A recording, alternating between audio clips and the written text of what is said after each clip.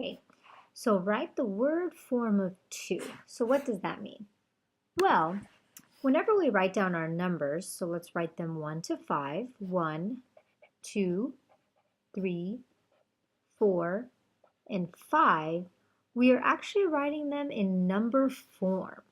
So when we talk about word form, what we're doing is we're actually going to spell out each of our numbers from 1 to 5 using different letters. So let's go ahead and write out each word form for our numbers 1 to 5. And you can follow along and just do it with me. 1, 2, 3, 4, and our last one is 5. Okay, so now we want to look for the word form of the number 2. So if we look here, we found our number 2, and we know that this is how we write the number 2 in word form.